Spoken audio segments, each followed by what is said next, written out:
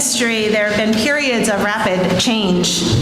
Choose a continent, choose a culture, and you'll find stories of migrations, of shifts in the way people think or interact, advances in technology that drastically impact how people live, advances in understanding that make new ways of being human possible.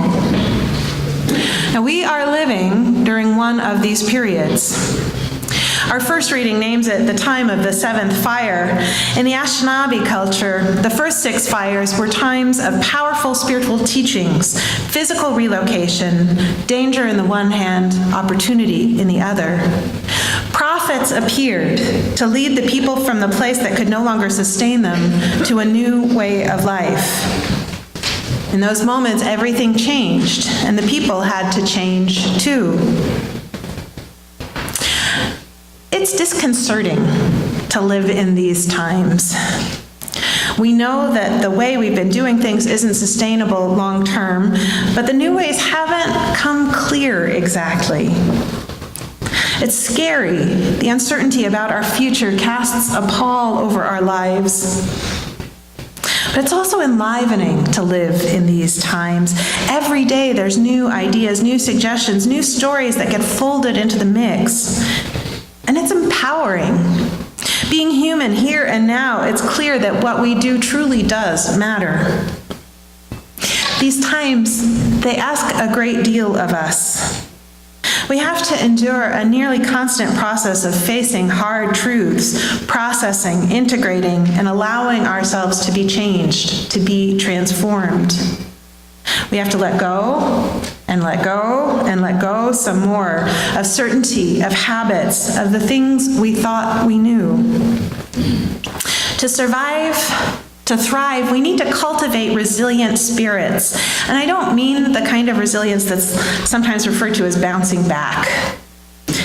We need not the easy resilience of a rubber ball that rebounds into the same shape regardless of the impact, but the tenacious resilience of a tree that twists and turns and changes its shape as needed to withstand the wind, to find the nutrients in the soil, to reach for the sunlight.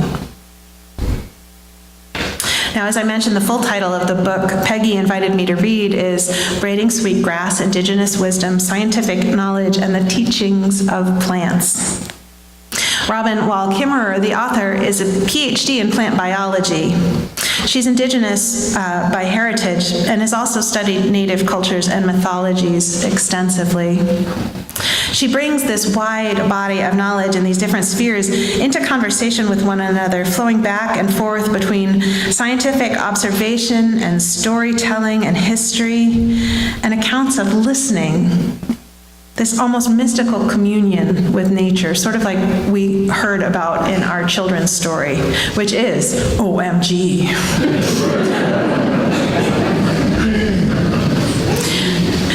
I found the book tremendously reassuring because these plants, they're resilient. The indigenous cultures are resilient. The very earth is resilient. And in them, when we can listen, when we can take them as our teachers, there's the path forward that we need to follow. Kimmerer invites us to embrace our own resilience, but she doesn't offer a prescription. She doesn't tell us what to do. Rather, she offers up a series of potential shifts in worldview, changes in perspective. In my mind, she's one of the prophets who has appeared to show us the way. Now, it's not particularly satisfying to preach a book report, nor in my experience is it a lot of fun to listen to one. Plus, I really want all of you to read the book yourselves. So what I'm going to do this morning is just focus on 3 out of many shifts of perspective Kimmerer invites us to embrace. My initial list actually had 11. We'd be here all morning. In any event, I chose 3. And what I'd suggest is that in this time, we try them on for size. We ask ourselves, if I were to choose to see the world this way, how then would I live? I'll begin with embracing animacy. Kimmerer writes, imagine seeing your grandmother standing at the stove in her apron and then saying of her, look, it is making soup. It has great hair. We might snicker at such a mistake, but we also recoil from it. In English, we never refer to a member of our family, or indeed to any person, as it. That would be a profound act of disrespect. It robs a person of selfhood and kinship, reducing a person to a mere thing. So it is that in Potawatomi and most other indigenous languages, we use the same words to address the living world as we use for our family, because they are our family. For most indigenous cultures, all things, plants, animals, rocks, mountains, are people. People worthy of the I-thou relationship that we've talked about in terms of Martin Buber. The only things that are called it are those that are made by humans. Chairs or cars or asphalt roads. Everything else has life and agency and a voice. Now, if we embrace this worldview, suddenly we're moving through a complex, dynamic landscape. The scenery becomes actors in the play. What happens when we listen to the trees and the hills and the river, when we listen to the soil, the animals? The first thing that happens for me is that a tremendous tenderness toward everything wells up. I walk through Idler's Rest and I don't just admire the cedars, I love the cedars. And I may be imagining things, but it does feel like they love me back. So that I-thou relationship that Martin Buber writes about, he differentiates between a world in which people are seen as objects or subjects. And rather than defining other people based on the way they impact us, we grant to each and every human sacred status. Everybody has inherent worth and dignity. Everybody is the star of their own story and not just a bit player in ours. So, in some ways, this shift of embracing animacy of all things comes easily for me.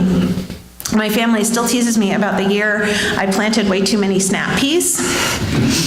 I started the plants indoors, and then when it came time to transplant, they were all thriving. So I filled up first one bed, and then two, and then I started tucking them against the garden wall and next to the compost bin and alongside the porch. We had so many peas. And when my husband asked me why I didn't just compost the extras, I said, well, I didn't want to hurt their feelings. If we were to choose to see the world as made up not of things but of people, not just objects but subjects, not just inanimate but animate and sacred, how then would we live? If all the living world are our relatives, it gets tricky to navigate some pretty basic components of our lives. I mean, we would never eat our human relatives. We would never kill our grandparents and use their bodies to build our homes, yet we need to eat to live and we need shelter to survive. So to help with this dilemma, Kimmerer offers a second shift from overconsumption to what she names the honorable harvest. She writes, collectively, the indigenous canon of principles and practices that govern the exchange of life for life is known as the honorable harvest. They are rules of sorts that govern our taking and shape our relationships with the natural world. They rein in our tendency to consume, that the world might be as rich for the seventh generation as it is for our own. The details are highly specific to different cultures and ecosystems, but the fundamental principles are nearly universal among peoples who live close to the land. The guidelines for the honorable harvest are not written down or even consistently spoken of as a whole. They're reinforced in small acts of daily life, but if you were to list them, they might look something like this. Know the ways of the ones who take care of you, so that you may take care of them. Introduce yourselves. Be accountable to the one who comes asking for life. Ask permission before taking and abide by the answer. Never take the first, never take the last. Take only what you need. Take only that which is given. Never take more than half. Leave some for others. Harvest in a way that minimizes harm. Use it respectfully. Never waste what you have taken. Share. Give thanks for what you've been given. Give a gift in reciprocity for what you've taken. Sustain the ones who sustain you, and the earth will last forever. Now, Kimmerer shares stories of native hunters who head to the woods with a single bullet and wait for an animal to offer itself up before taking the shot.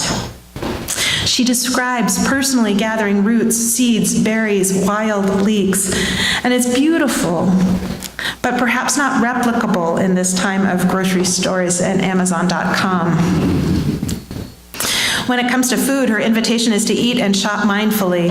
She feels that while gratitude is a good starting point, we need to go beyond gratitude to reciprocity, saying reciprocity helps resolve the moral tension of taking a life by giving in return something of value that sustains the ones who sustain us.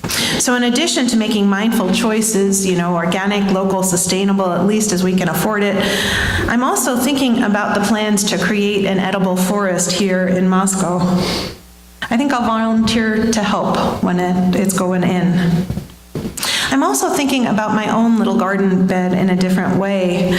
I'm not just growing food to eat. I want to enrich the soil and then use our little patch of land in ways that encourage and support biodiversity. Kimmerer extends this concept of the honorable harvest to energy consumption. She writes, taking coal buried deep in the earth for which we must inflict irreparable damage violates every precept of the code. By no stretch of imagination is coal given to us. We have to wound the land and water to gouge it from Mother Earth. It doesn't mean that we can't consume the energy we need, but it does mean that we honorably take only what is given. The wind blows every day the sun shines, every day the waves roll against the shore and the earth is warm below us. We can understand these renewable sources of energy as given to us, since they are the sources that have powered life on the planet for as long as there has been a planet. We need not destroy the earth to make use of them. Now, the transition to renewables is underway. My husband's a consultant who, among other things, helps municipalities map a plan through that transition. He tells me that Hawaii is hoping to be 100% powered by renewables no later than 2030. California has similar goals. Here in Idaho, we're actually already at about 79% renewable energy, 60% of which is hydro. But of course, hydro comes at a cost.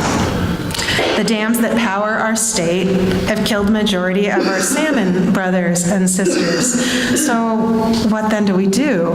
Do we breach the dams? Do we keep investigating and studying and searching for ways to improve fish ladders? Nothing comes without a cost. When we take, embracing this worldview requires us to reflect on how we might give in return. Reciprocity. There's no easy answers, but if we're to find our way forward, I think we need to wrestle. If we were to embrace this, if we were to embrace the principles of the honorable harvest, how then would we live? Another shift that Kimmerer invites us to make is to understand that all flourishing is mutual. She lifts up the example of pecan trees. You guys know about this? It's so cool. Okay, she writes, nut trees don't make a crop every year, but rather produce at unpredictable intervals.